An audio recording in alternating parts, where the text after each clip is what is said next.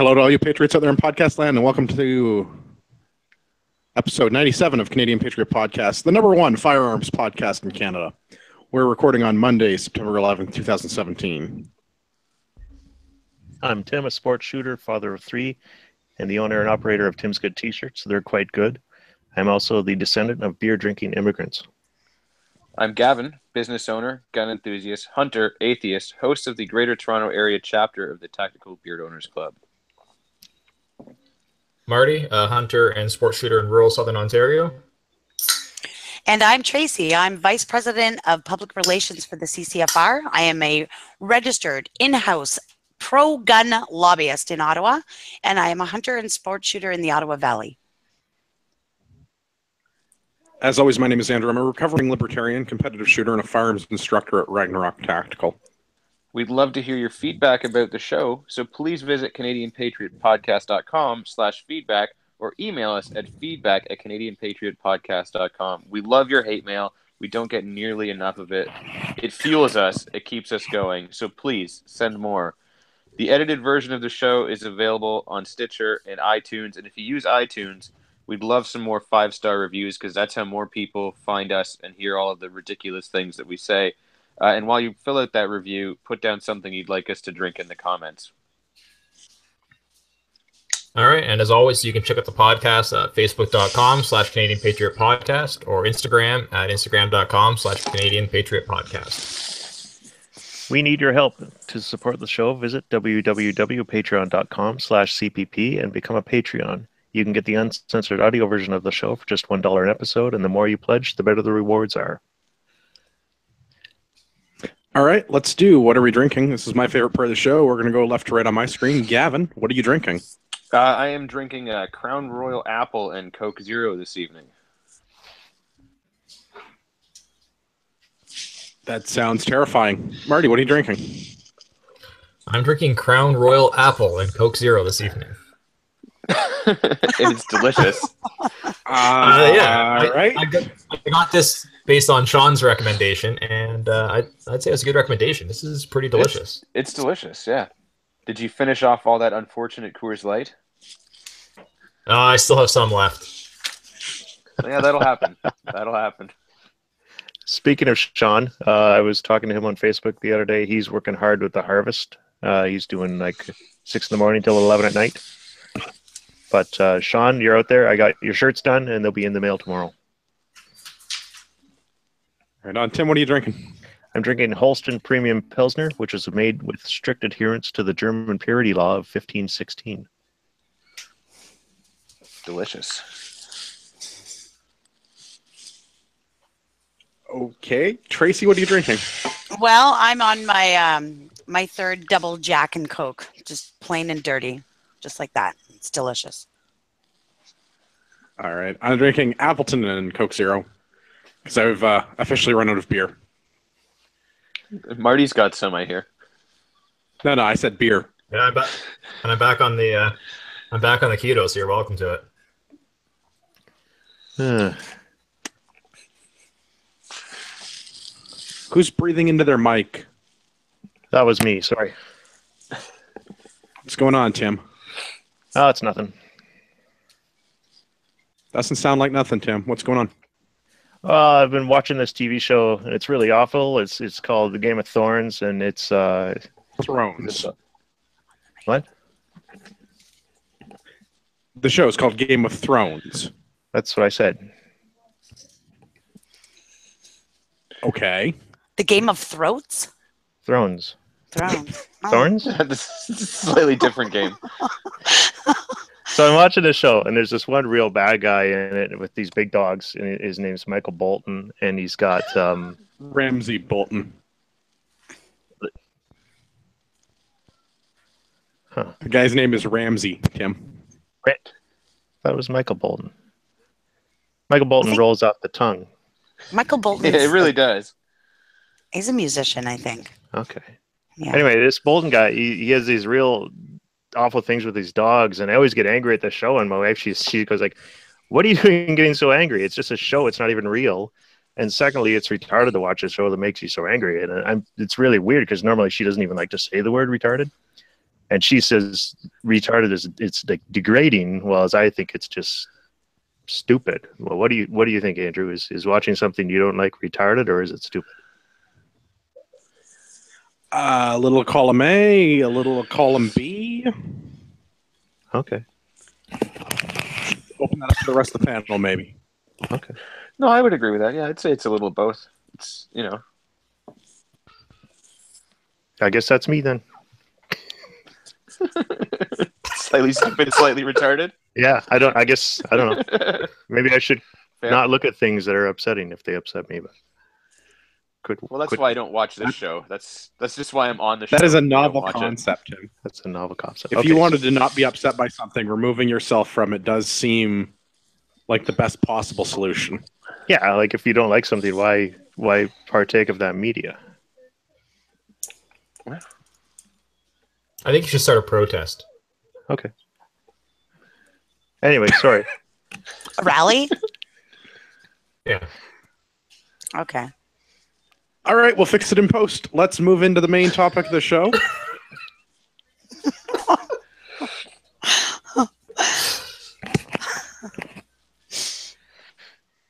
Tonight, we're going to be talking with Tracy about the Canadian Firearms Advisory Committee meeting, ATIP, which the CCFR has obtained and published.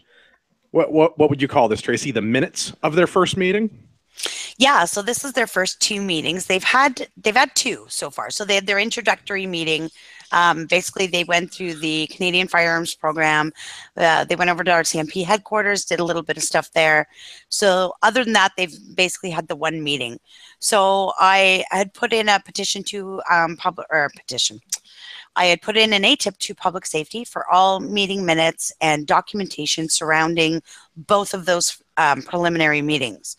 So they haven't actually got to any advising of the minister yet. They're kind of still feeling themselves out, which I won't be sad if they just stay in that state, you know. But yeah, there were some interesting tidbits in that ATIP. You can find it all on our website at ccfr.ca. So I'll be publishing all of our ATIPs that we do publicly there for everybody, whether you're a member or not, because we think it's really important that the public has access to this type of information, right? So yeah, you can read the entire ATIP there. I'll be hosting all of them on there. I've got a really juicy one in right now for all the all documentation and correspondence between the RCMP firearms program, in particular,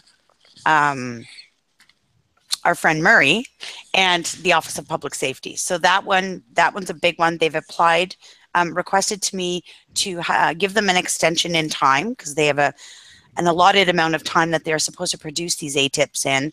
But of course, because of the extensive amount of information included in that ATIP, it'll take a little while. So watch for that one coming up, but that'll sort of tie in with this one. So yeah, you can find it on the website. I have Just a out of single curiosity. request for that. What's that? Sorry, I was going to ask, like, in terms of the procedure of that. Okay, they determined they can't meet their committed time requirements, so they ask you for extension. Yes. You say no. Like, is that an option for you? You can say no. Yeah, they let me pull one out here because it happens quite often to me. Because the trick with ATIPs is usually, you know, they can respond pretty quickly if you didn't word it properly. So a lot of times they, you know, they have asked me for an extension.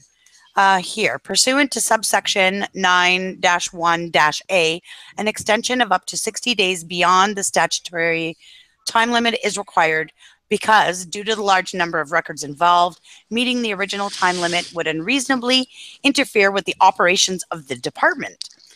The new date, blah, blah, blah, blah, blah. However, we will try and provide you with a response sooner if at all possible. Please be advised that you are entitled to complain to the Information Commissioner concerning the process of your request within 60 days of the receipt of this notice. In the event you decide to avail yourself of this right, your notice of complaint should be addressed to the Office of the Information Commissioner of Canada. So basically, they can ask for an extra 60 days, 30 days, 90 days, whatever it is that they think they need. And the excuse is that because it's due to the large number of records involved, basically it would interfere with the operations of the entire department of the Ministry of Public Safety. Well, I mean, I have that same option when I renew my firearms license. If I don't do it on time, right, I can just say I need an extension and they'll grant it? No, that is incorrect. No. Oh. It's a kind of... What about when I have to pay my taxes and I can't afford them on time? No extension in time is granted to the average Joe. Apparently, it is only government offices that are allowed to have this amount of time. And it's cute how they do that. But the good news is these ATIPs that I'm getting back are so huge that they are sending them to me on CDs. So it's cool. I've got I've got one of those cool visor storage units that you'd have in your car for all your CDs. So I've got that just chock full of ATIPs. So yeah.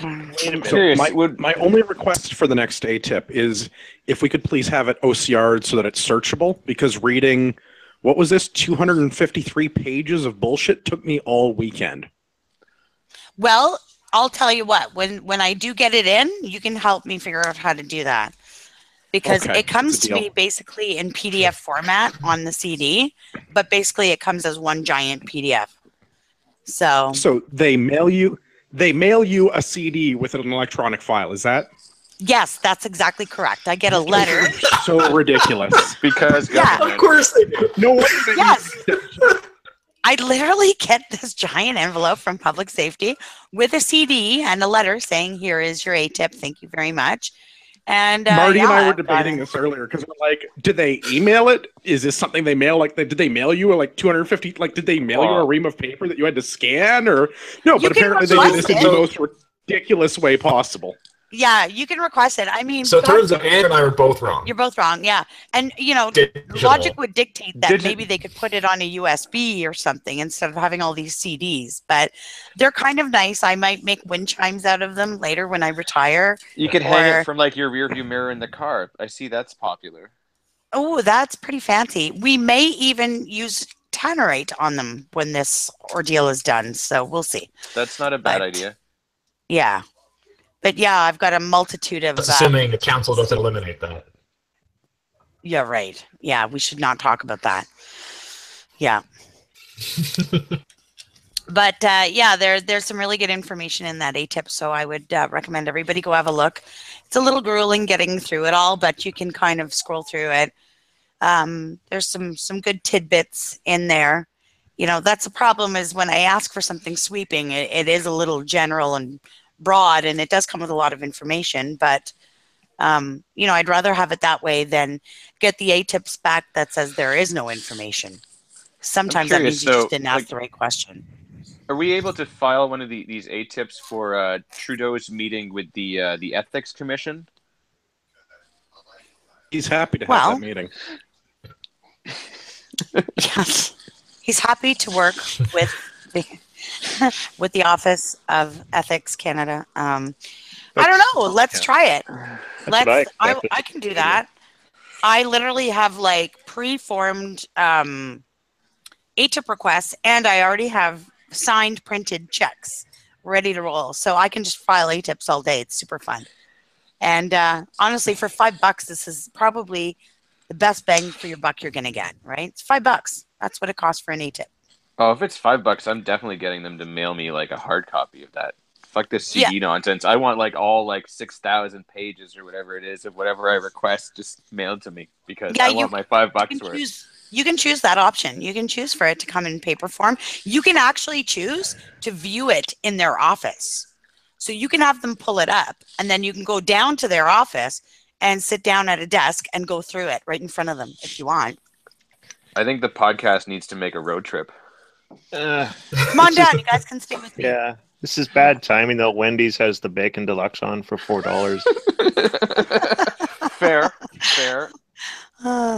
Maybe in a couple of weeks. That's fair. That's fair. Tim. Let's get into the actual content of the ATIP, I think. Okay. I've taken all of the pertinent pieces of information out of the 253 pages of nonsense and condense them down into our 6 pages of show notes. Okay, perfect. I did a little show prep on the weekend. So I want to look at some of the choice remarks from the minister first. So I'll read a remark, and then the panel can respond with criticisms. Comments. Just quickly, what Andrew's getting at is that he's saying that he took out all the ridiculous lunch plans that were in there and cut down to the actual information. Because there must have been like 10 pages on lunch plans. And I only did it in one of our 2 official languages. Good work. This is good. All right.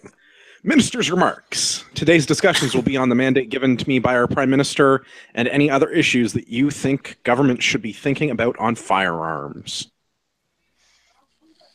Yeah. No comments? Excellent. Good, because we'll get into mandates and commitments in a minute.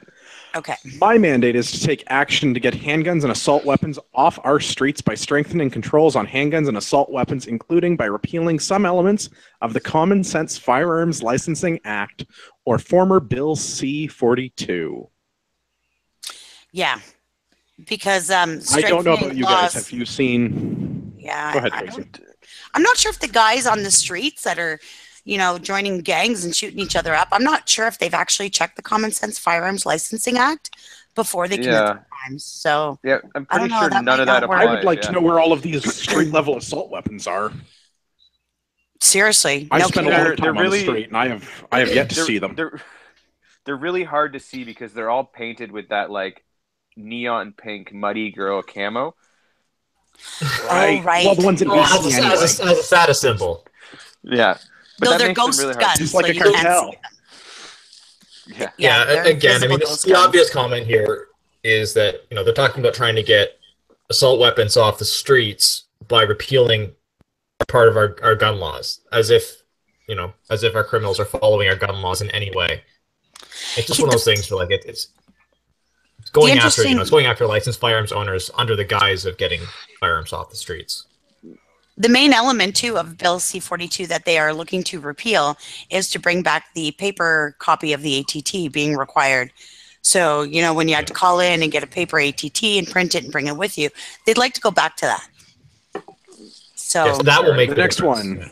Yeah. Mm-hmm. We respect the tradition of hunting and the practice of sport shooting in Canada. Bear this in mind as we go through the document. Apparently, this is their version of respecting that tradition. No, right. I think this next point is the one to bear in mind.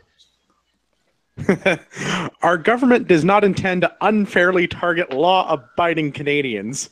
Again, bearing this in mind as we go through the document. So it's unintentional then. Okay. Yeah, they're just clueless. Yeah, they're only accidentally giving us the dildo. So this is so this statement right here, our government does not intend to unfairly target law-abiding Canadians. This is, on what, the first, third, or fifth page or something like that of this document. So it's right up front. Like it's at the beginning of the meeting after they get through their lunch plans. Yeah, right. This is the first time they're talking about this. This is the minister's remarks to the panel. Do not unfairly target law-abiding Canadians. Then 230 pages. That is not the minister's remark. No. The minister's remark is that the government does not intend to unfairly target law-abiding Canadians. If it just so happens. Yeah, if it just so happens. It's okay. So that's my point was this, though, is that, they started off with saying,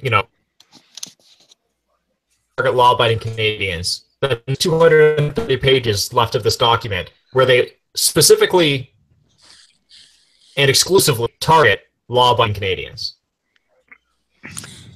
Bill C-42 will balance itself. Yeah, I'm pretty sure things have been proven they don't balance themselves. Right. Yeah. Justin Trudeau!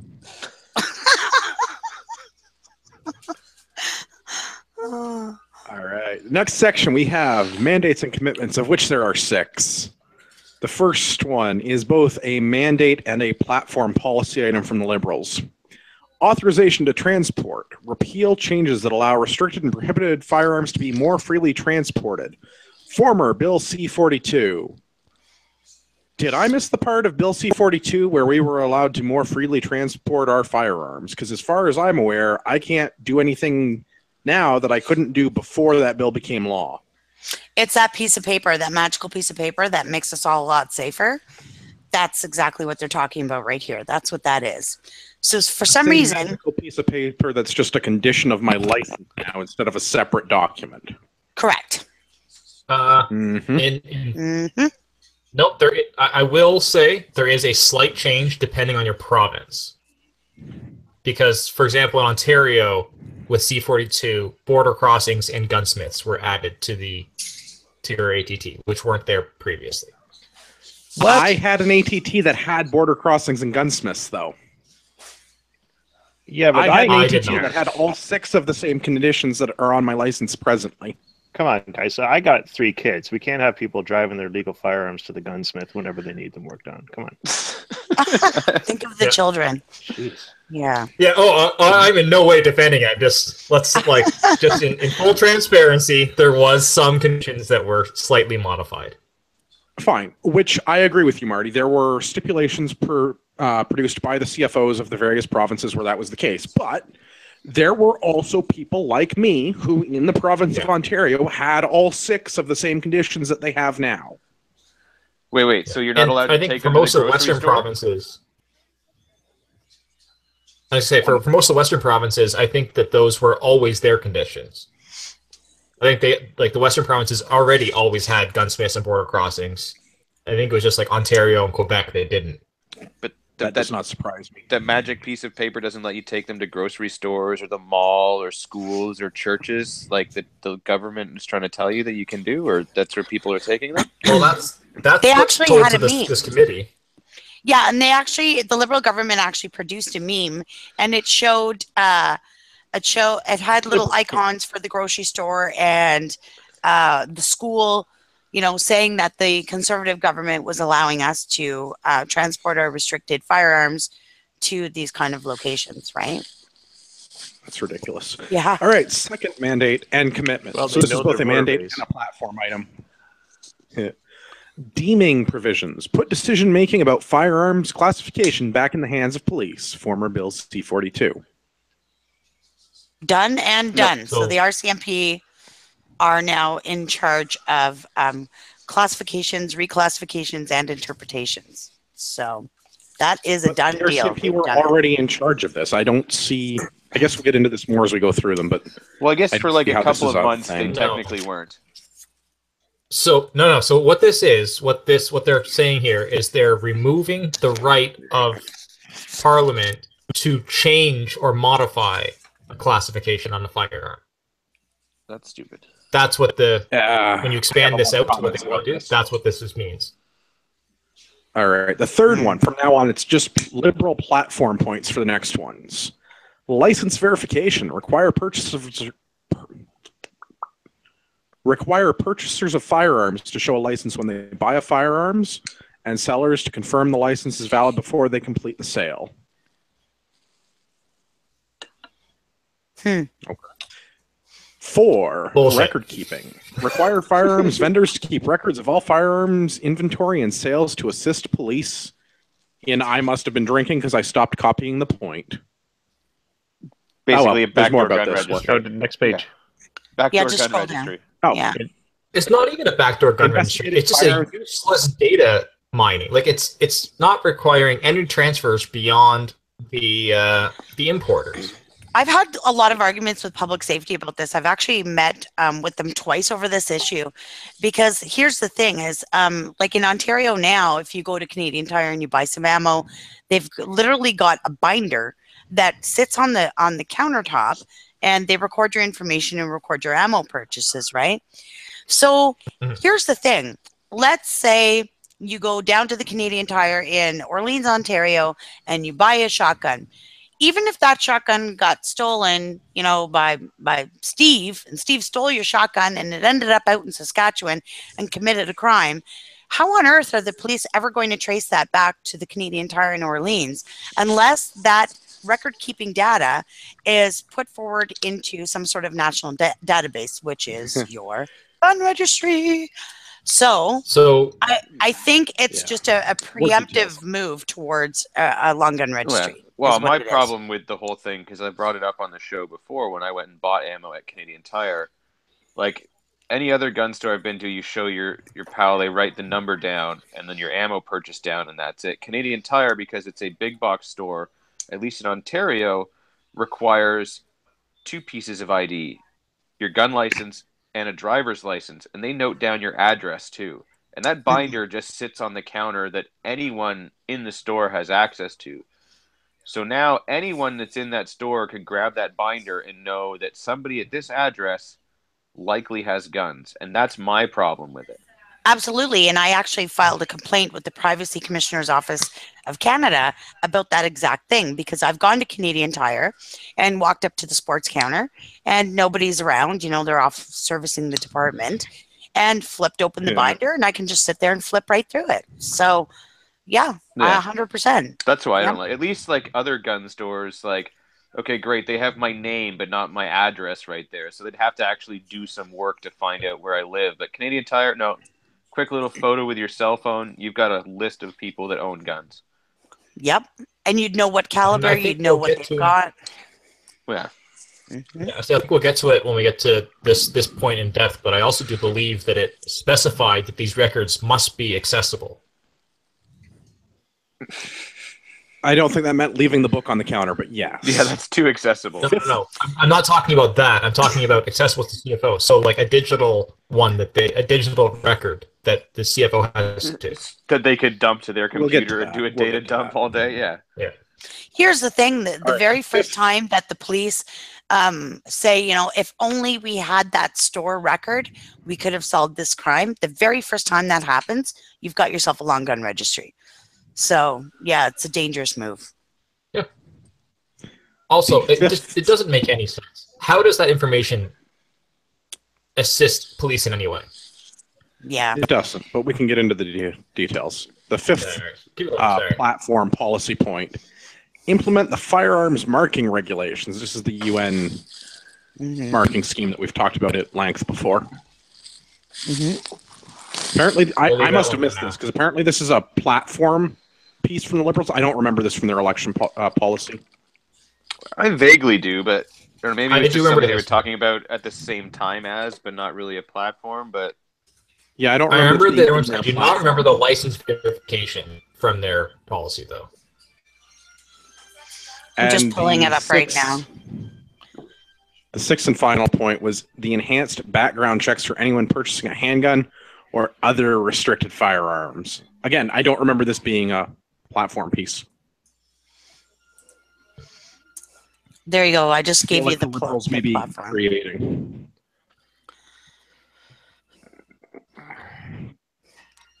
My intern is slow. Why is this page not loading? All right. It's liberal slash real change slash guns. Yeah.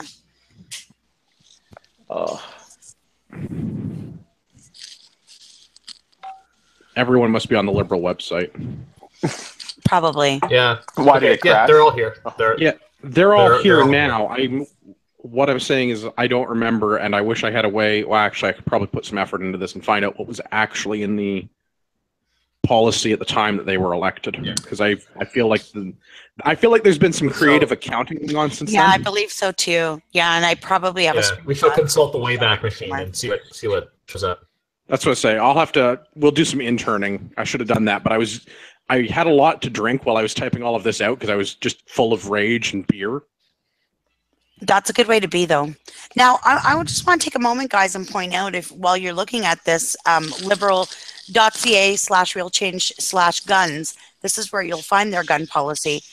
You'll notice there that there's one bullet point that I think actually we could all probably get behind and support, and that's provide $100 million each year to the provinces and territories to support the guns and gangs police task forces to take the illegal guns off our streets and reduce gang violence. So here's where the focus is literally just on street guns, crime, illegal guns, gangs. This is where the focus needs to be, right? I think we all want to safer Canada. I totally support that. And I think you'd also notice that in the last budget, which did not balance itself, that was noticeably absent.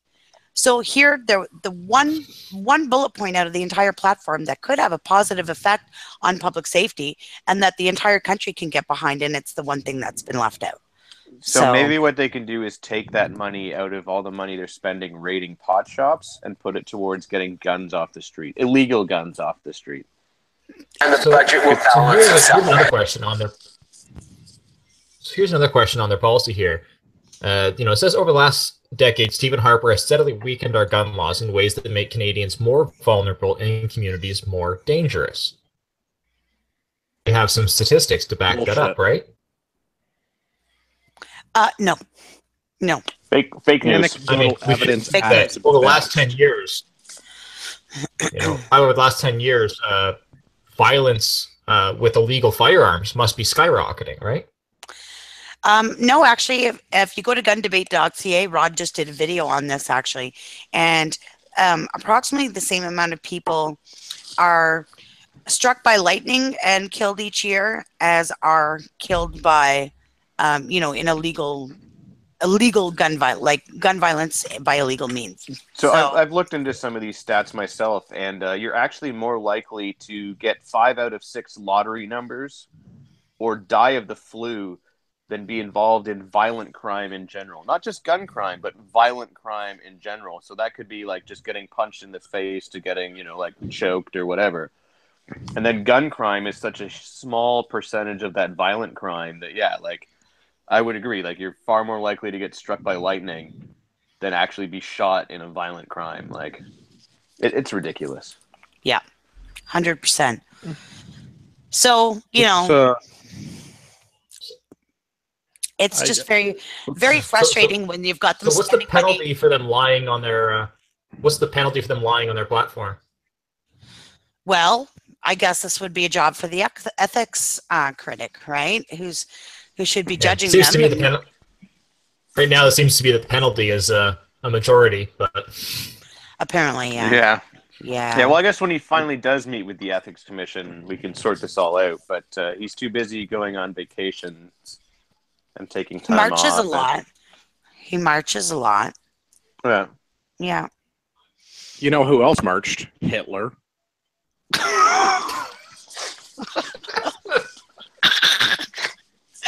No, am I not allowed to draw that parallel with our Prime Minister?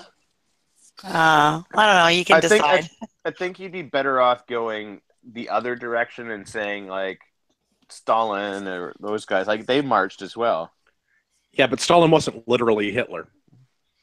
No, that's true. He was literally Stalin. But anyone to his immediate right is literally Hitler. All right, let's get into the details. I pulled out all of the relevant sections. So we're going to start with the authorization of transport. As part of C-42, chief firearms officers must issue an ATT as a condition of the license. The following places within the province of residence: dwelling, gun show, Canadian port of entry or exit, peace officer / firearms examiner / chief firearms officer for verification, registration, disposal. Firearms businesses licensed by the chief firearms officer for repair or appraisal.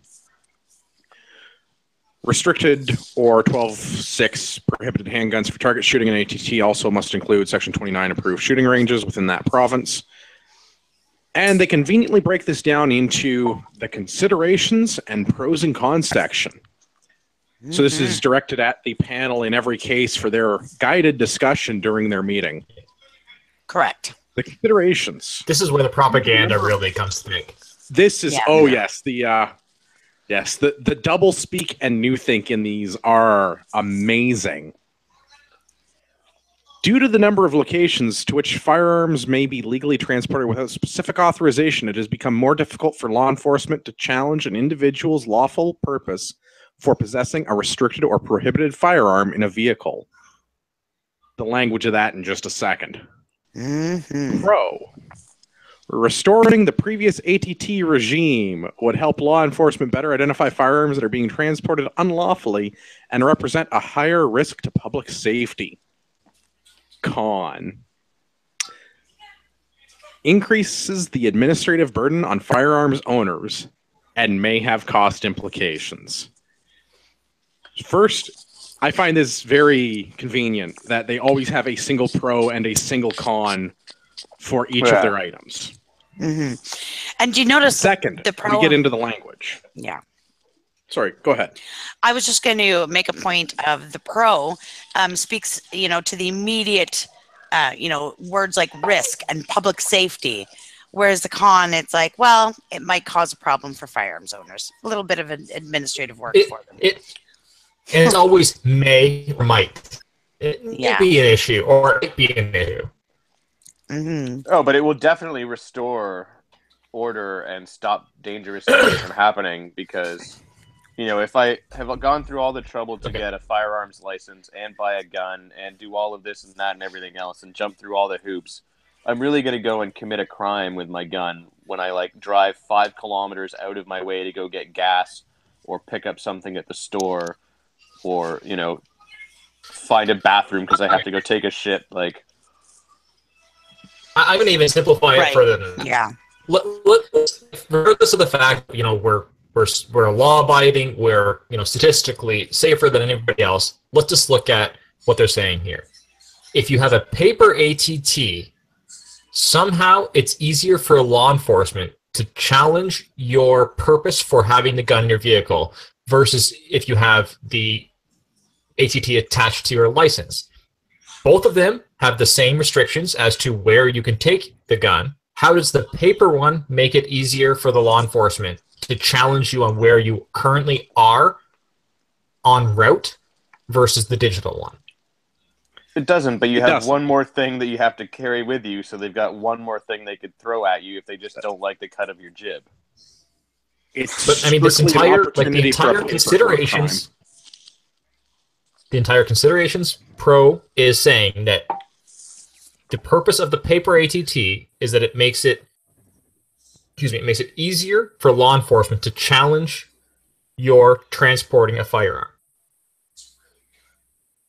How does paper? Here's the other thing with the actual transport. If I'm lawfully or unlawfully transporting a firearm, as long as I tell them that I'm going to the approved place, how can anyone prove one way or the other whether I'm actually going to the approved place? I still have to transport it in the prescribed manner. So if I'm going, or say I'm going, direct route. Right, but whether I have the paper ATT or whether I have it as an electronic condition of my license, as long as the firearm is being transported in compliance with the transportation regulations, how are they going to charge me with a thought crime of telling them that I'm on my way to or from the range? Well, I guess... maybe if I'm way outside of a reasonable route, but a police officer's not going to determine that anyway, they're going to refer that to a magistrate, to a judge. Yeah. Well, that, and really all we need to do so that we're safe is just get, firearms business licenses, and then we can travel to each other's houses, no problem. Yeah, I think the idea here is that they want the public to think that we're hanging out in the school parking lots and Walmart, with a trunk full of restricted firearms. And, this is the image they're trying to create, which is completely false. And it scares the general public. They're scared of it. Yeah, now here's the thing. So this is what's told to a room full of people that don't have their firearms licenses, who aren't aware of how the transportation laws in this country work. And you say, hey, right now, they can just drive around anywhere. They can go to schools and grocery stores and banks with their firearms, and police have no way of saying that that's not the correct place that they can be. And under do you think we should still have that, or should we have a piece of paper thing? Actually, little known fact for those of you that don't have a firearms license: once you get that plastic card, you physically can't go off the closest route to and from your gun club. It's weird. It just stops you from being able to do that. So that's why that little piece of paper and plastic card stops all of this crime. Like, again, if you aren't familiar with our laws, like the people on this committee are not, because as they're not PAL owners, they have not gone through the course. This is the information that's being told to them. Now make a decision. But this is also, if you look at the considerations, because they're liberals and their voting base is liberal. They're if you look at the psychology of it, the pros and like for going back to the old transfer paperwork is very emotion based. Like, it would help law enforcement better identify it. Like, and just all like emotions, like fear and this and that. And the con is it's an intellectual argument. It's just, it will increase administrative burden and it may have cost implications. But it's just it will have cost implications because they'll have to have people at the CFO's office to write and issue ATTs. Let's get into the next one. Yeah. Deeming provisions. Typically, liberal voters don't really give a damn about cost implications. But Deeming provisions. C-42 amended the criminal code to provide the governor and council with the authority to deem a firearm to be less restrictive class despite meeting the definition of a more restrictive class as defined by Parliament. Specifically related to the Swiss arms shitballs. Specifically related to the Swiss arms and CZ-858. The consideration.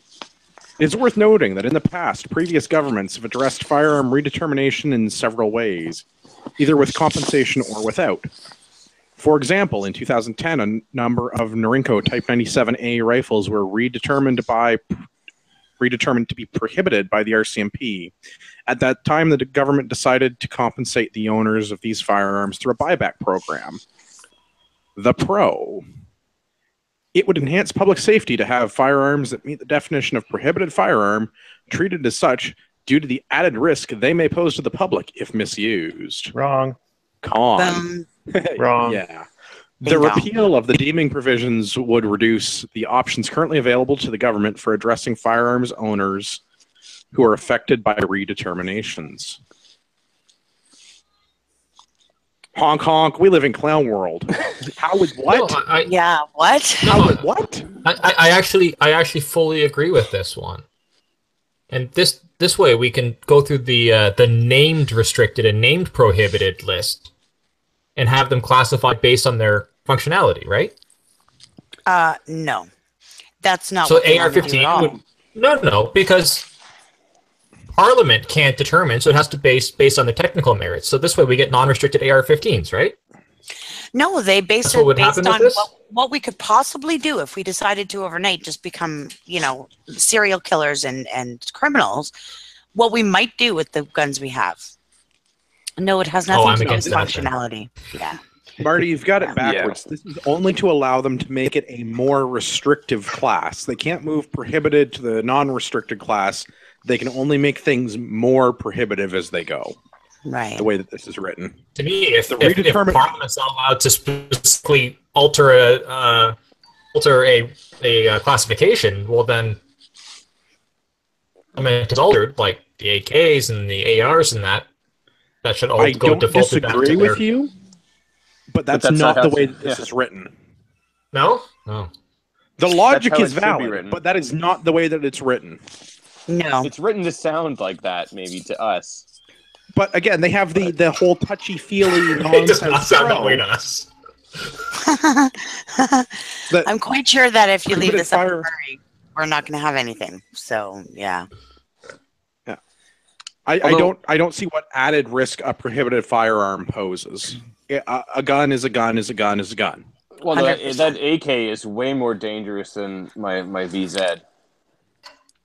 The not having a bolt hold open and actually making it take longer for me to do a mag change actually makes the gun more dangerous. Strongly disagree. Lies. All lies. All right. I mean, if they're going to do this, though... They still got bolt hold open? No, they don't. Oh. That's awful. Yeah. Yeah, but I'd still totally own an AK. Yeah, because you can make one out of a shovel. But, I mean, if they are going to keep this nonsense around, at least, like, if they're going to make my gun prohibited, they should at least give me what I paid for it back, which maybe makes them less likely to make things prohibited because there is a cost associated with doing so. No, they don't care. No, it's this not their money. Previous government's demonization thing is nonsense. If the RCMP is going to classify a firearm based on its technical merits, then that's what the firearm is, and it's based on technical merits. If we're going to say that if it's if it's a tiny little gun, it's prohibited, then fine. But I have to be able to measure what tiny little guns are, and there needs to be a number associated with that.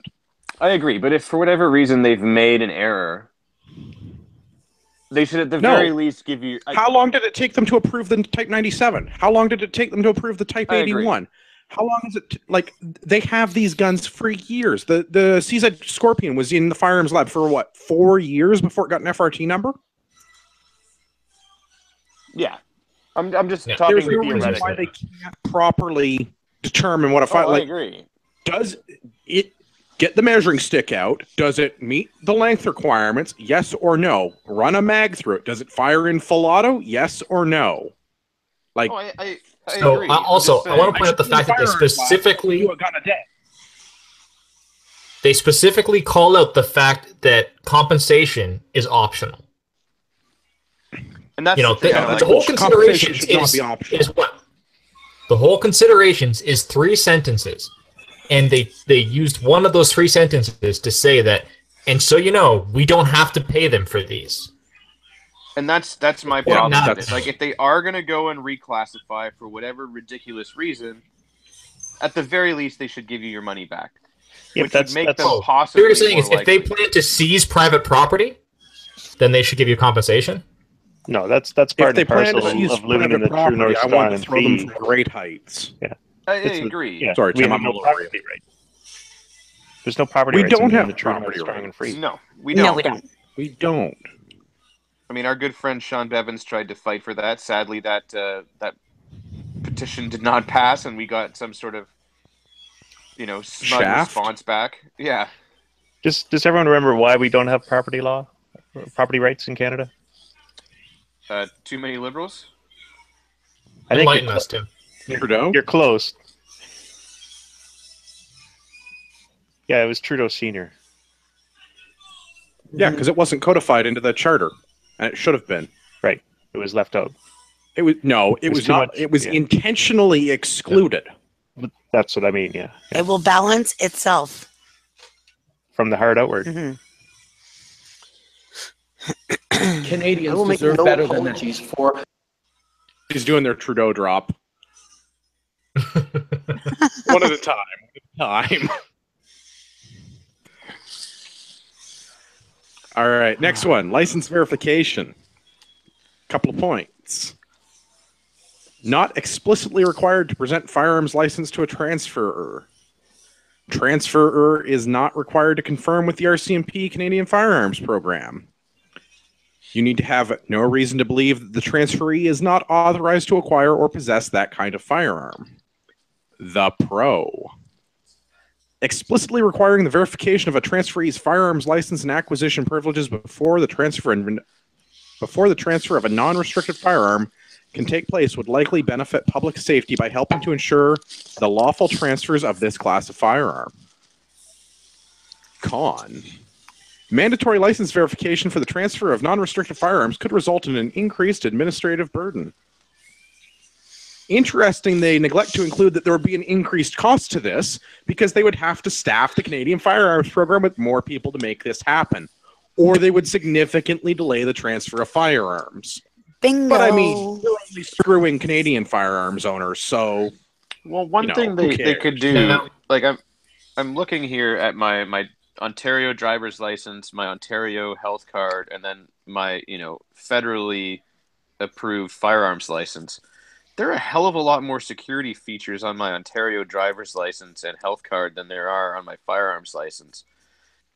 Like, if they're worried that people are making like counterfeit licenses and showing them, and people are going, "Oh, okay," or not even looking at them at all. Maybe if they put some more security features on this, which would be like nominal cost, really, when you think about it. So Like, I think that if the there's a argument is hologram, Let me ask you this. How do you think this is going to go when you call to transfer a non-restricted? well, given So that right off the bat, I used as to a own transferor, guns- they have to certify, and Andrew mentioned here, but in these documents, they do mention the transferor needs to be verified as being a valid owner of a license for that firearm. So you have to give your PAL number. You have to give the PAL number of the person you're transferring to, the transferee. And I guarantee you're going to have to give that firearms serial number. Oh yeah, Yeah. I've been through this process back when we had the long gun registry and stood for an hour and a half at a gun store waiting for a gun. Long gun registry. It's almost like if they were tracking who had what firearm it was, and who it was transferred to, by recording that information, they could essentially build a registry. Yeah. Mm-hmm.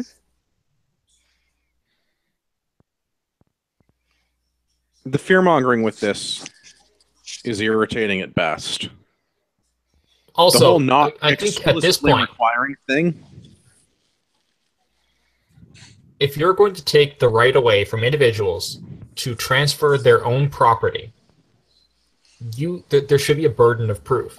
I expect to see some evidence to show me that this is an issue in our society today, that there are a prevalent issue where licensed firearms owners are repeatedly dealing their firearms to non-licensed firearms. Hold on. You want the Liberal government to back a policy they're doing with some actual logic and facts? That's crazy. It's a stretch, I know, but that is my expectation. Well, I think I we're want to going live to in that world too, but you know, honk honk. Yeah, I mean, I did briefly show Tyler my firearms license in the Canadian Tire parking lot when I bought a 22 off of him. So, you know, we are law-abiding.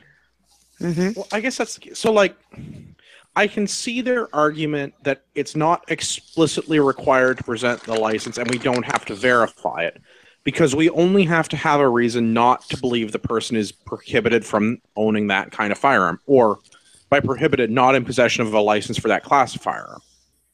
Which I guess I can understand, because it's possible that you could have your firearms possession and acquisition privileges revoked and still be in possession of the card. So even if you showed somebody the card, it could not be valid. Never mind Gavin's fraudulent card example, but I guess you could show somebody a card that looks valid and yesterday was valid, but now through a legal means has been invalidated but has not been surrendered to the government. Yeah. I mean, it's someone that used I'll give you that. check I'll give you IDs and that. stuff. Like, this is a fairly easy But card to copy. But here's the thing, though. What they're asking for is not just that. It's not asking that you call and go, I'm selling the firearm to this person. Please verify this PAL number. You have to give your PAL number first. They have to verify you as a seller. Yeah, all of the non-relevant information they want as well. The solution to this problem should be a very straightforward. If you illegally purchase a firearm, there is a penalty for that, and then the burden is on you not to illegally purchase a firearm, not the seller to validate that you are as the transferee not intentionally breaking the law. Which that is already the law, but this way we can make it double illegal, and then that'll solve it, right? It's extra illegal. That's exactly what this is. It's double plus illegal now. Oh. Record keeping. Some notes on record keeping. There is no requirement for transferors to keep the record of transactions, and the chief firearms officer of a province cannot require vendors to maintain records as part of their license requirements. Point of fact, before we carry on, I don't believe this is currently being enforced because in the province of Ontario, they still have the stupid green books. Not all stores. Correct. No, but I believe that the CFO has been telling stores that they still need to maintain the stupid green books. Yeah, but that should be part of their advertising then. Yeah. So anyone looking to purchase anything, let me know. I'll refer you to the good gun stores. Yeah. Off air. Don't dox them here. Yeah, off air, of course. Don't dox them. All right. Considerations. The United States requires all licensed firearms vendors to maintain a record of all point-of-sale transactions, including personal information about the transferee and specific firearm transferred for at least 20 years. However, in some circumstances, individuals can sell their firearm privately without requiring a license. If a business closes, all records must be provided to the Bureau of Alcohol, Tobacco, Firearms, and Explosives. Pro. Okay. We'll come back to it First because off- I have a lot of comments Sorry. about this. Now, pro first. Pro would allow police to more effectively investigate gun crime in Canada. Con would constitute an additional administration burden for firearms vendors. Marty, please go ahead. So first off, what I'm going to say is you can base my gun laws on the United States as soon as you give me the Second Amendment. Bingo. Why is Fucking A right. Since Yes, when did hell we yes. become America, and why did we want to start? Everything America does is stupid, and the liberals keep telling me we're not like America. Why are we suddenly using American gun laws as a point of reference? Get the fuck right out of my helicopter. It's one of the rare examples where the American law is worse than the Canadian laws. So they'll pick and choose. But Well, Yeah. not only that, this example is disingenuous. Also, I just heard my helicopter go by. they This I example did is took what- disingenuous. they took what should have been the most fun government agency and turned it into the worst government agency. Honestly, I know, right? The Bureau I of wanna work Alcohol, for the- Tobacco, Firearms, and Explosives sounds like something you invite to a party, not something that you call when somebody Yeah. breaks a gun law. if I sounds could work there, sounds that'd like be a awesome. good weekend. Yeah. I agree. That sounds like a lot of fun. Yeah. The personal information about the transferee and the specific firearm transferred. When you buy a firearm in any state in the U.S., you must fill out a federal form and complete a national criminal instant background check. This is a free service and it happens instantly. It's online, and every FFL, Federal Firearms Licensee, this is a U.S. government license from the federal government to deal in firearms, completes the transfer, and then they keep the forms on record. Oh, hang on a We second. already have What if I this buy it with the because gun we through a have loophole? licenses. There is Not if you buy it from someone who holds an FFL. That's the whole fucking problem, is if you buy it from a vendor who has an FFL, or in Canada is approved by the CFO to be a firearms retailer, they are already licensed to be able to do this. In the US, you have to complete the National Criminal Instant Background Check because they don't have firearms licenses. In Canada, we get a background check on every firearms license holding Canadian every goddamn day. By virtue of holding the license, you have already completed a background check today. You're right. This is 100%. asinine. Okay, Yeah. but what they're leaving out is, didn't they do an audit on the RCMP and it took like 18 months for them to update criminal records? Or 36 if it was in French? That's only for real criminals, not firearms owners. Is that one of those Al Gore inconvenient truth things? But real? But wait a minute. So even if I don't so, know. is the incompetence of a government institution, should that, should the burden fall on us to make up for that for them? Well, that depends. That's not a thing. Does it benefit us or the government? Because the government's always going to pick the things that benefit them one way or the other. Well, yeah, you're it- right. Yeah, Well, how long well, did they get so that first extension off- for the ATIP? Yeah. Yeah. All right, let's Yeah, as taxpayers, it will always fall on us because it always comes down to more funding. That's the only answer. So Okay, first Marty, off, start. what are they asking here?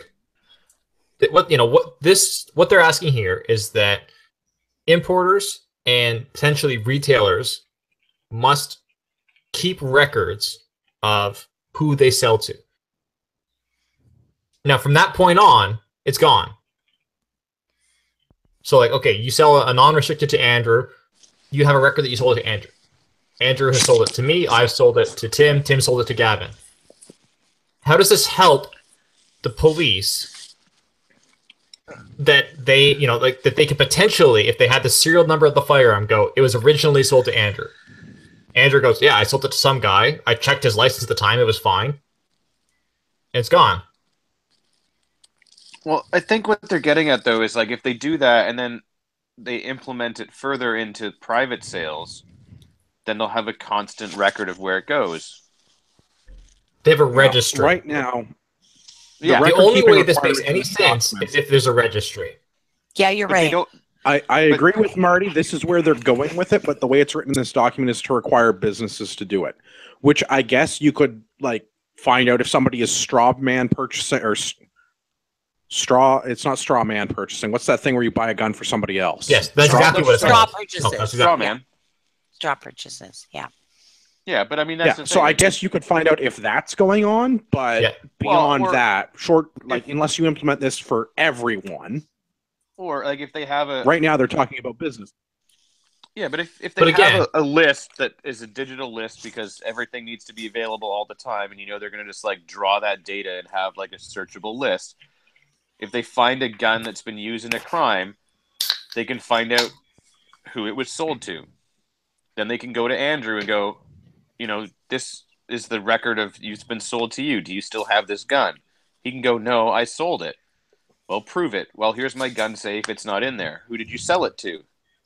Well, I sold it to Tim. I don't know, Mike and Canmore. Yeah, but eventually, they could track it. But Andrew doesn't have to keep record of who he sold it to. No, but if he's a law-abiding citizen and they're saying this gun was used in the commission of multiple crimes, he's probably not going to want to go to jail, so he's going to sell out the person that he sold it to. And then they go to that person, and that person's probably going to do the same thing. You could make that argument, but I have sold a number of guns, and I do not have record of those sales. I have sold non-restricted firearms to somebody. I've been like, yeah, it looks like a valid pal. Here you go.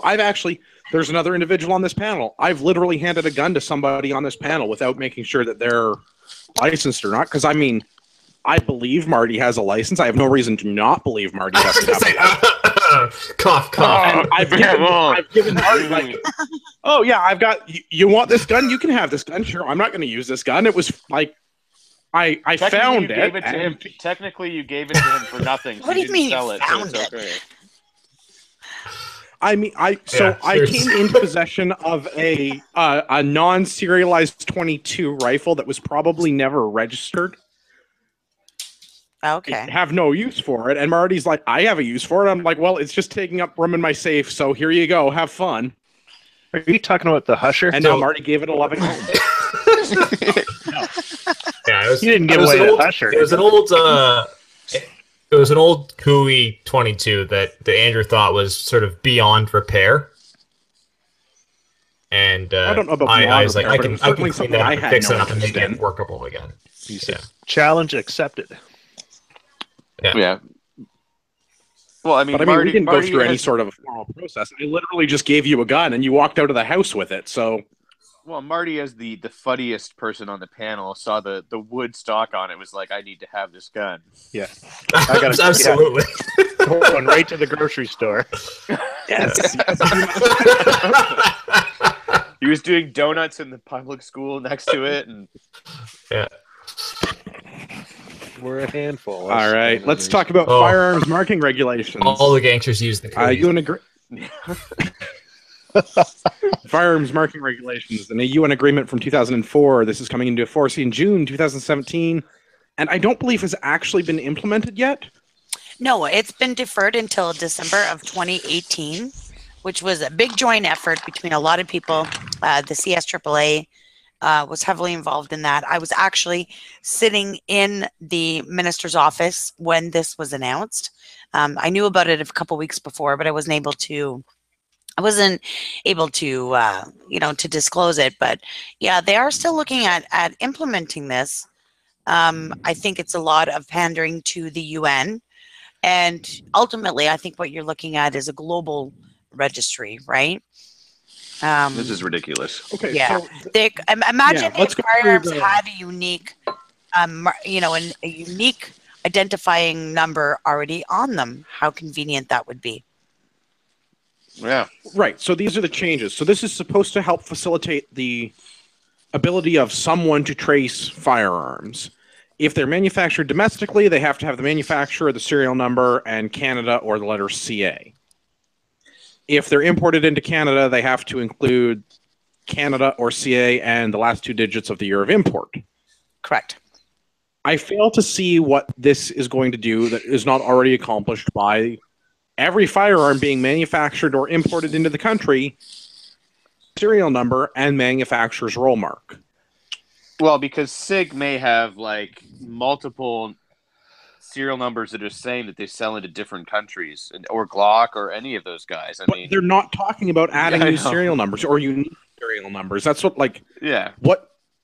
So we're going to add CA and the year, or I guess the country Yeah. of origin and the country of import and the that year. really matters, yeah. So it was still made by the same company that says so on the side of the gun, and it still has the serial number from that company, and it still has where that company is located or where the importer is located. So, like, Yeah. what's changing? Why are we doing all of this extra work? Oh, I know. It's ridiculous. I mean, It doesn't solve anything. And this is the problem is they said to me when I asked them about this when we were working on this part of the file, they said to me, well, come back, we'll implement it and come back in 5 years from now and do an ATIP to see how many crimes were solved. So wait a minute, we're going to operate this program, implement it, and operate for 5 years with no clue if it's even actually going to because that's have an worked effect? really well on the pit bull ban in Ontario. Correct. Yeah. So, Andrew, did you read the considerations? No, This the shouldn't be a considerations for firearms marking. The regulations were Read this, designed. please. The regulations were designed to work in conjunction with the previous registry that applied to non-restricted firearms. Since 2012, with the destruction of the registry and in the absence of firearm record-keeping requirements for non-restricted firearms, in brackets, i.e., approximately 90% of the firearms owned by Canadians, the regulations no longer achieve their intended purpose. The utility of the marking scheme for tracing purposes in these circumstances is severely diminished, since the efficiencies of tracing are realized when a record of the most recent legal owner can be linked to specific combination of information which is marked on the firearm, in brackets, e.g., serial number, name of manufacturer, etc. The pros. Implementing the regulations in their present form would allow law enforcement to... Must not have written that out right. Yeah, to immediately know. Implementing the regulation in their present form would allow law enforcement to immediately know whether or not the provenance of a non-restricted crime... I didn't write this out right. Wow, You yeah. were definitely hammered when you wrote this Come out. on. Yeah. In their present form, the regulations would provide limited ability to enhance the tracing of non-restricted firearms as records of ownership no longer exist. Also, honk honk, what the fuck would change in this example? This is completely disingenuous. So this is what I wanted, and this is what I want you to read the considerations. Is they specifically call out in the considerations that the UN marking scheme only works with a national registry, and since we no longer have a registry since 2012, there is limited value. Well, but The it's not a only value registry. It's not a registry if we only register the UN number that's on the gun. There is no UN number and on that's the what gun. they're saying is. So what's saying? Yet. If they implement this, the regulations in their present form would only give law enforcement the provenance. They would only tell them that what year and what country year it was imported into. And where it came from. Or if it was manufactured domestically at some point. But if it was manufactured domestically, we already have other rules for that. And if it was already imported from another country, we already have rules for that. Rules that are far better because they require the use of serial numbers, i.e. a unique identifying factor. What that has to do with a registry? What I find interesting here is the considerations basically call out that this is useless. This is completely useless. Unless we have a registry. Unless there's a national registry, yes. Yeah. So, and if we have a registry, why does it matter what country it came from or what year it was imported? Even if we had a registry, this is still C8 2017 on every firearm imported in 2017 also useless. It's exceptionally useless. It is, but this You is still a have way to go to by force the the serial registry. number. It's a way to force the registry because we have this information that doesn't do us any good unless we have a registry. So we should have a registry. In which case, we have a registry, and this information is useless. But who cares because we have a registry? Like it's that ridiculous, like nonsense circular logic that gets you nowhere. But people that aren't smart enough go, "Oh yeah, that sounds safer." How much postage does it take? How much postage does it take to send a letter to Canada? Who's it going to? Canada. It says, "Dear Canada, you." Yeah, pretty much.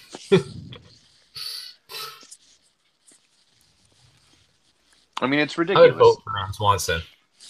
Yes. But, I mean, somebody that we know that was actually a student at Andrew's class on the weekend has his issued piece with the UN markings on it that he's like, man, pretty much every space that was left unmarked with some sort of marking is now marked up with these UN markings. So there's not a free space on the gun. Like, it looks ridiculous. So here's a question. Stupid. Is it required to be written on metal, like the serial number? Laser etched, I believe, is acceptable, yeah. It must be on the frame of the firearm. It doesn't specifically say that it but must I'm wondering be on about metal. like things like Glocks, where like right now the serial number is like a metal insert on the polymer frame. The metal insert on a Glock is to satisfy a requirement in America that the frame of a firearm be detectable on an X-ray. That's the reason for the metal insert in a Glock. I know, but the listener may not be. I know you know. But this like UN marking, that's not going to fall into the same situation kind of thing. It's not going to require to add an additional piece. Not unless the U.S. decides that they're going to follow this stupid fucking nonsense. All right. Well, no, but currently laser etching is acceptable because we've discussed this before, and as we all know, laser etching is not that deep, and you could easily either paint over it or sand that off in about 30 seconds.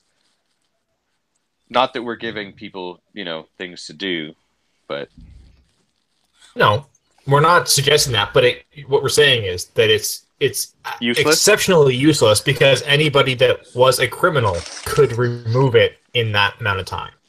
Yeah, much like a 5-cent rivet. Yeah, but it's much more easier to govern law-abiding citizens. So. Okay, so here, guys, I've got a point to talk to you about. So we've gone through all these points of discussion that the Canadian Firearms Advisory Committee is tasked with advising the minister on, right? So just between this little panel here on this phone call right now, we have vastly more experience and we are far more credible experts on this topic. So, well, I don't know about all that, but okay. Well, I do know that, yes. I absolutely know that, guaranteed 100%. So the people that are on this committee who are tasked with advising the minister on exactly the same things that we're talking about right now, I wonder how their conversations about this go, right? So for anybody listening at home, if you're thinking, well, these guys are going back and forth on all these little bits and pieces, that's because these people have an intimate knowledge and an understanding of how regulations work and how the effect of these different, these different 6 talking points will affect gun owners, will affect the system, will affect public safety, which they won't.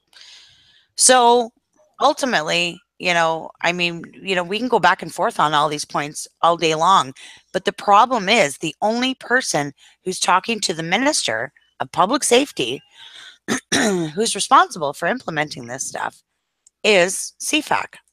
So, this kind of rounds us right back around to the petition itself, which you can find until Thursday when it closes at www.e1093.ca. So this is a petition asking Minister Goodale to require the members of CFAC to take the Canadian Firearms Safety course, just to get a little bit of base knowledge. I just don't understand how anyone in good conscience, I've sat on a lot of boards and advisory panels, and I've done a lot of volunteer work, and I've done all these kinds of things, but I cannot understand how anyone in good conscience can take an appointment to a committee where they are advising a federal, national governing minister on a topic that affects millions of Canadians with zero topic knowledge. It absolutely blows my mind why this isn't, absolutely mandatory for them to, for Minister Goodale to give his committee at least the tools to do the job in which he's tasked them with doing. Sorry, I just had to interrupt you and say all that stuff. No, I think this is a great point to there's a week left. Everybody, if you have not signed that petition yet, sign it. And this was sponsored by Michelle Rempel, a front bench politician. We have great support from the conservative side of things on this. So everybody, really, if you have not signed this petition, please, sign it today. I'm curious. We had a firearms petition previously to our government that received more signatures than any other petition that's ever been accepted to that's any other petition that's been provided to our government. Correct. That was and the government's answer. That was the de-restrict the AR petition. Right. What was that? 10,000 plus signatures. Yeah, it was an originating signatory on that as well. Most of the CCFR board members were. It had over 25,000 signatures on it. Right. So this is the most signed petition in Canadian history, and we have a new Liberal government that ran on a platform of transparency, and their position was, fuck you. Right. Okay. And I actually expect them to say the same thing. In fact, I'm almost positive they will. I agree with you, unfortunately. But here's the thing. How many legal license holders are there in Canada? 2 million? 2.179 million. Yeah, almost. In this document, actually. Yeah. So, and here's the thing that pisses me off, and I know we've talked about it before. And if we ever got our shit together, we could humble any organization in this country if we banded together. This is a time that we, as gun owners, I don't care if you're the fuddiest of fuds that only cares about trap shooting or anything else. This is when we all need to band together, and we all need to sign this. They cannot ignore 2.1 whatever million friggin' people. If we voted as a bloc, we would have the Liberals, the NDP, and the Conservatives doing whatever they could to get us on their side. And this is one of those times we need to do that. I don't care. Like I said, if all you care about is being able to go trap shooting with your single shot break action shotgun, this is something you need to sign. Mm-hmm. Do it. I mean, unfortunately, I don't think those people listen to this show, but friends of those people that listen to this show, tell them to go and sign this. They need to sign this. This is super important because it's absolutely ridiculous. Could you imagine if you went to go do your driver's license test and the person testing you and making up regulations for driving didn't have a driver's license? Because that's what you're asking of this. Interestingly enough, I did an interview with Andrew Lawton. He's a journalist, and he did an article for Global News. So we did an interview on a radio show, and then he did a write-up on Global News and had it published. So he, interestingly enough, contacted Goodale's office looking for their official opinion on the petition. And he received a response from Scott Bardsley, who is Goodale's press secretary. And he responded saying, it would be insensitive and inappropriate to require a survivor of the Polytechnique shootings to work with firearms in order to serve on CFAC. To obtain a possession and acquisition license, you are required to pass a Canadian firearms safety course. While this is classroom-based, it involves handling disabled and inert firearms and ammunition. So,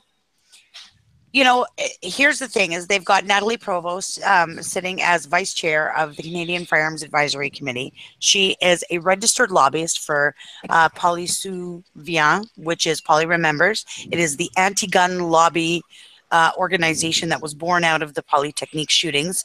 It is directly under the umbrella of the Canadian, the Coalition for Gun Control, which is head up by our friend Wendy. And so she's got a seat right here on this committee. So if it would be insensitive and inappropriate, and she is so emotionally unable to deal with being in a classroom environment, knowing that the pieces of steel or polymer in front of you are disabled and the ammunition is inert. How can she possibly, in all good conscience, advise a minister on items of such great importance that literally affect millions of people? How can we be so insensitive to even ask her to sit on this committee? And how can she, in all good conscience, accept that appointment? So, yeah, like that, this is, I just don't get it here, And my favorite quote came out of that interview with Andrew Lawton. Thanks to him for being a good supporter of the gun community. I said, it's sort of like putting a plane crash survivor in charge of an avionics board with no pilots on it. Like I can smack my head against the table so many times and it still makes no sense, right? So there's credible experts on the panel. We discussed this on a previous podcast, and I completely agree, and I can understand that a person that's gone through that sort of traumatic experience might have serious emotional issues when it comes to firearms, and I respect that. But that same emotional issues qualifies her from being a member of a panel like this. 100%. I don't want to diminish what she's been through. I mean, my God, thank God she survived. This is an incredible thing that this woman's been through, and I admire her strength for that. But I think we can't just be so emotionally naive to just I think it's sort of a token seat, and I think it's absolutely ridiculous. Well, if they're gonna have her on the panel, they should have somebody on the panel that their life was saved by using firearms, right? So they're equally as passionate, but in the other way. But they would never do that. And like we said, what she's been through is horrible. But you're asking someone that's been through something horrible, where someone has used firearms in an illegal manner, to come up with legislation that affects people that use them legally, which is ridiculous. You don't get a bunch of people that are victims of people that are drunk drivers. You don't get victims of drunk drivers going and making regulations for legal drivers. That's ridiculous. Yeah, exactly. It's. I feel I should remind you that I do not believe that too much.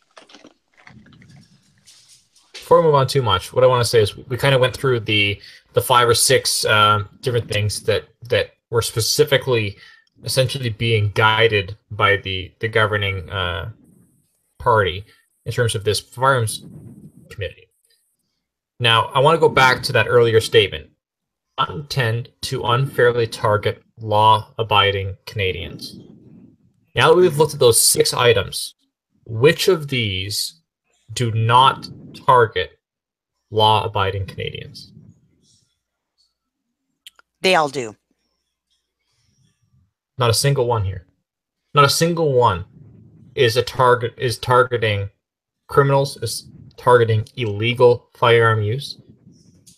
All 6 of these things that were discussed here tonight, that is the mandate and the platform of the Firearms Council and Liberal government, all 6 of these specifically and exclusively affect legal firearms owners. Only. Oh, but it's unintentional though, so it's okay. Yeah, right. No, it's not okay. I mean, we didn't specifically mean to target only legal gun owners. I mean, it's horseshit. It's complete horseshit. I'm just looking at the petition now, guys, and we've got just over 16,000 signatures on it. So I'm going to spam the interwebs with the link for everyone to sign this. We've got one last push at it. We are going to close on Thursday, September 14th. So 3 days from now at 2:09 p.m. Eastern Standard Time. So, we've only got a couple days left. I know Michelle is going to make a little bit of a production about presenting this in Parliament. So look for a little more than just a presentation on CPAC. We've got some tricks up our sleeve for this. We've got the support of a lot of members of Parliament. And ultimately, I think by denying this petition, which I fully expect them to do, it just will show how uncredible the panel is, and how Minister Goodale is, he's not prepared to build a balanced committee. He's not prepared to take that risk. This is literally about taking the pawns in the chess game, putting them in place, putting the food in front of them and making them eat it. This is exactly what it is. So he's got no intentions of making a fair and balanced committee, and ultimately he's got no intentions of working, doing the hard work against gun crime in Canada.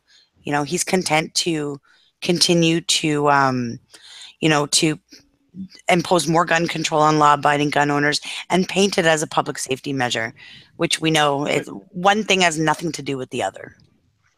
It's lazy and it's irresponsible. There's so little gun crime in Canada that there's not really a whole lot they could really do to reduce that easily. They'd be far better off focusing on other stuff. Gavin, not that that's not if they would just pass a law that said that you couldn't use guns in the commission of other crimes, it would be like how they passed laws against, using narcotics illegally. We just wouldn't have the accessibility of narcotics. Yeah. Right. Yeah. So as it stands, we have less than 1% of the firearms license holders in Canada have filled out the petition. I'm drinking. I'm on a podcast, and I still took the 2.5 minutes, and I just signed the e-petition tonight. There's no excuse for you and your friends to not fill out. And the other 2.9 million people that legally own firearms in this country to go and sign this. Yeah. You can find it at www.e1093.ca. And we're going to put that on the Facebook page of Canadian Patriot Podcast. And awesome. Thanks, guys. Like and share that, guys. Yeah, I'm pretty sure we've done it already. We will definitely do it again because, yes, this is something that all of you gun owners, like I've said, even the fuddiest of fuds that only own wood shotguns that are break action single shots and all you do is trap shoot or something, you need to sign this too, because you know what? You may be the last that they come for, but they are coming for you too. 100%. We have 3 days to go, so let's finish big. Yeah, 2 million people in 3 days. We can do this. We got this. We can totally do this. It's one of those things that frustrate me about firearms owners is sort of the lack of agency. We're the most affected by these policies, and yet we seem to not be able to stand up and make a stand against these types of policies. Yeah, it's hard. It's sort of like herding cats. Yeah. Also, we can't even all agree on what candidate to vote for in an election, or Yeah, but you're right though. It's just we're so complacent, and we have this whole attitude of if we're all just quiet and behave and don't rock the boat, then they'll leave us alone. And it's just they're not leaving us alone. Oh, that's gone so well for us this far. Mm-hmm. Yeah. Well, then we also get some people that are so anti-gun registry, gun license, gun this, gun that, and everything else that they're not even willing to vote on the baby steps to get us towards that, because they're like, I don't believe in gun licensing, so I'm not going to vote for something that allows me to have a gun license for 10 years. It's like, well, why would you not? What harm is that? Yes, you have to kind of go against it and say, yeah, okay, I don't believe in gun licensing, but I'm going to vote on this thing to have a license for 10 years. Why would you not? That gives us that ammunition to say, look, we've had 10-year licenses and nothing has happened. Let's go to 20 years. Okay, sweet. Yeah, it's one of those things where we got to where we were today by incremental change. We're not gonna revert this with one sweeping election. Yeah. It's going to be incremental change that gets us our freedom back. Yeah, like I don't believe in gun licensing either, but I'm still going to vote for, when I sign the petition for 10-year licenses because I know that that's a step in the right direction. It's not like all of a sudden we're going to vote any party in, even like the craziest of crazy, like super libertarian government isn't going to just go all of a sudden, no gun laws ever. Like It's got to be not gonna palatable happen. to all Canadians, right? I mean, Exactly. That's what I was gonna say. that's the thing. I know a understand. lot of people give me a hard time because, just completely doing away with licensing isn't my number one priority when I'm lobbying the government. Do I agree with the current licensing regime? No, I don't. I believe there's a lot of room for improvement there. And there's room to work on that and room to move on that, but it will never be palatable to the majority of Canadians, and every government knows this, to just completely do away with all gun licenses and have them available at Walmart. It's just not gonna. It's not gonna happen. So we've got to do the best with what we've got, and use education to further our mandate that way. And even if it is going to happen, it's not going to happen overnight in one sweeping motion. It's going to take us many, many, many, many generations to get there. And if you're not willing to put in that now, then you probably don't deserve it. If you want all or nothing, you're going to get nothing. And that's exactly what we've gotten. So, we've got to work with what we've got. I mean, no compromise is a nice slogan, and I appreciate it for what it was. But at some point in time, at some point in time, cool logo, super cool logo. We do need to be realistic. We don't necessarily need to compromise what we believe in, but we need to take steps to get there. And it's never going to be everything overnight.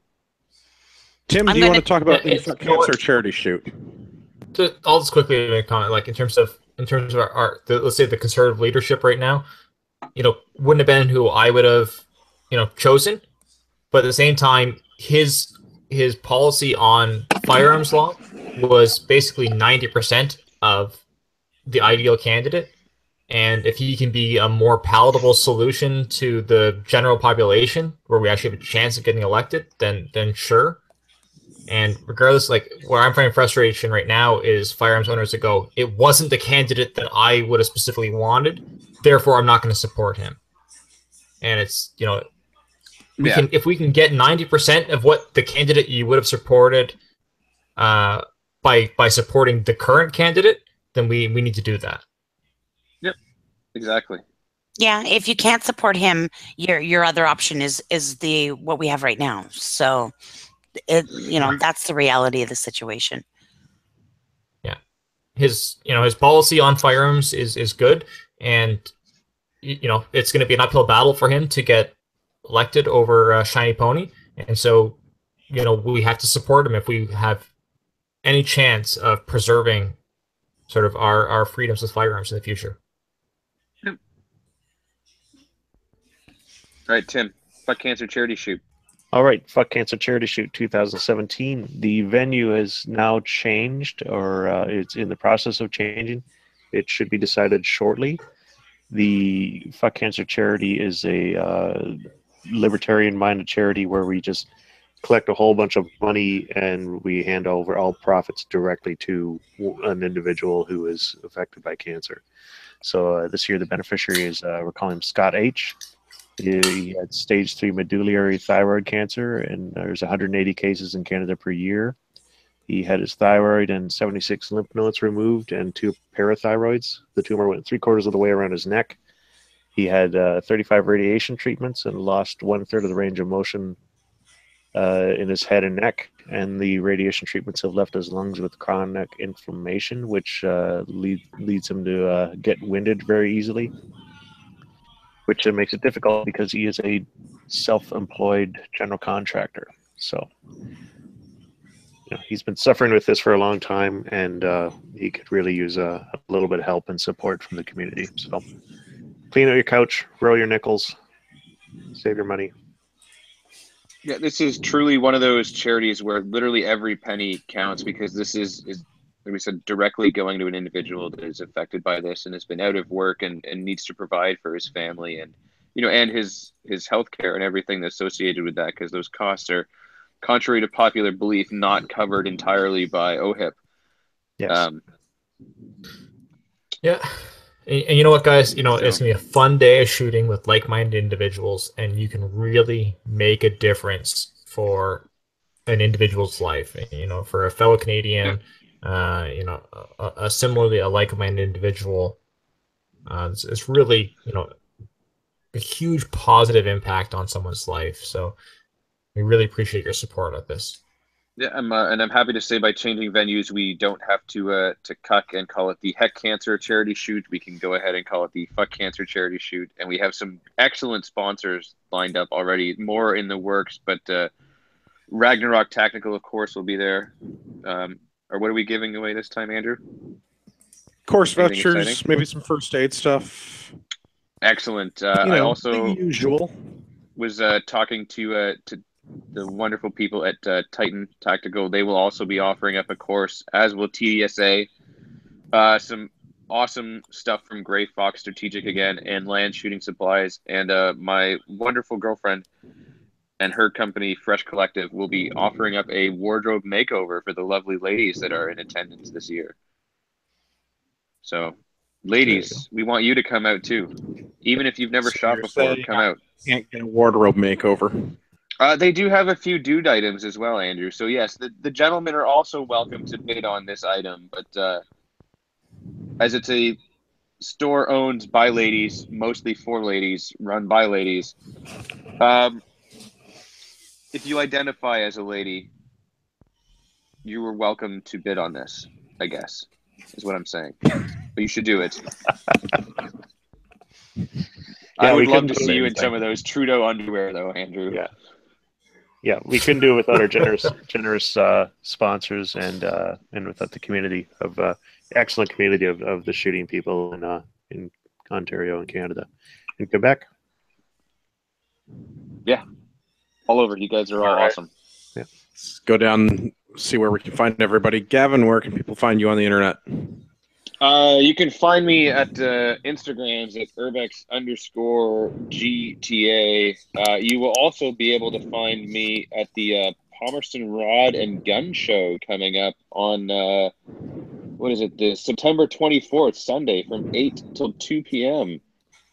Andrew and I will both be there rocking the booth for Ragnarok. Slinging some medical supplies and some tacos and stuff. Not the ones you eat, but the ones that you put magazines and stuff in. Marty, where can everybody find the podcast? Show notes. You can visit us at CanadianPatriotPodcast.com. Like us on Facebook at Facebook.com/CanadianPatriotPodcast. Value opinions, so please visit CanadianPatriotPodcast.com/feedback or email us at feedback@CanadianPatriotPodcast.com and let us know what you think. Yeah, show us on the doll where we hurt you. Tim, where can everybody find you? You can find me at timsgoodtshirts.ca or on facebook.com/timsgoodtshirts. Or showusonthedoll.ca. Yes, show us on the doll. Tune in next week. I'm planning to have a new shirt and a new limerick competition. Amazing. Nice. I'm looking forward to that. Tracy, where can everyone find you?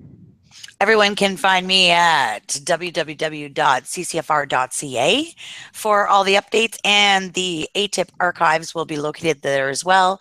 We also have a huge Facebook group of over 17,000 active members, Facebook/CCFR, and we also have a forward-facing public like page. So Canadian Coalition for Firearm Rights. We're on Twitter and Instagram as well.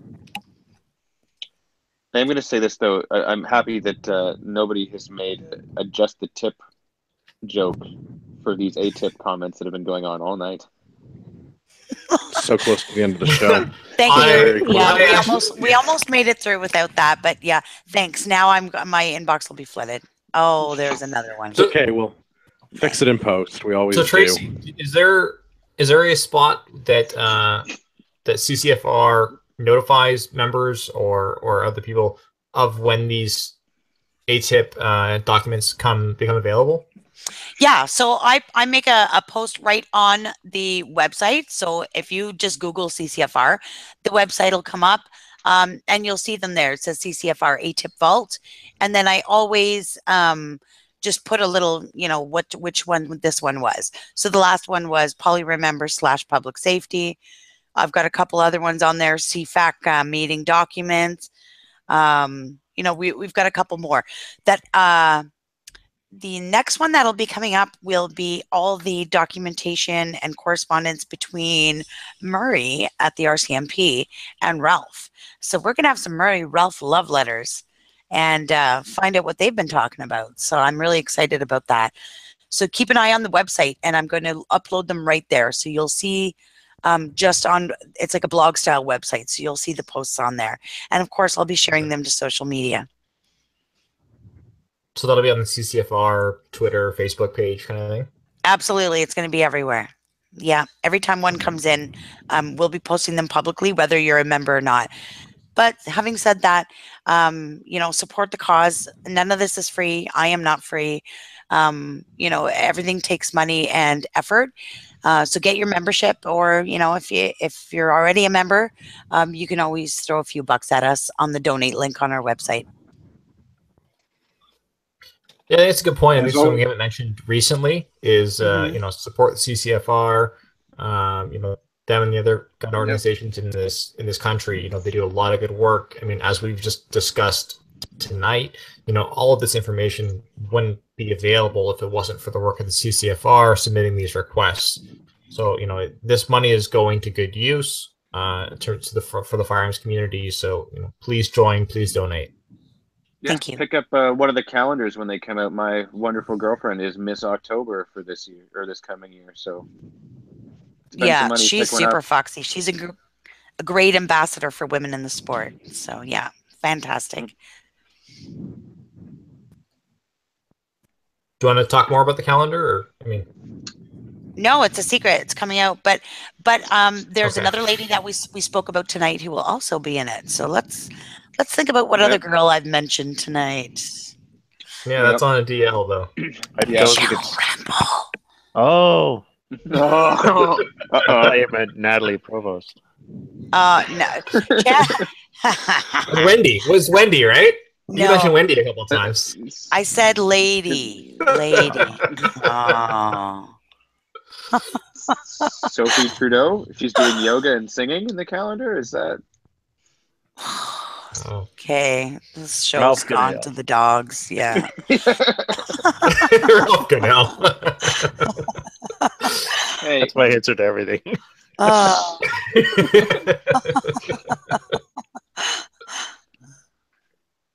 As always, my name is Andrew. You can find me at ragnaroktactical.ca. Come and buy some first aid supplies or take a rifle shooting course. I have to apologize to Rod Giltaka tonight. We couldn't fit 2 reps from the CCFR in. Tracy won. Rod got to sit out. And for all of our listeners out there in podcast land, I'd like to remind you that you are the true north, strong and free.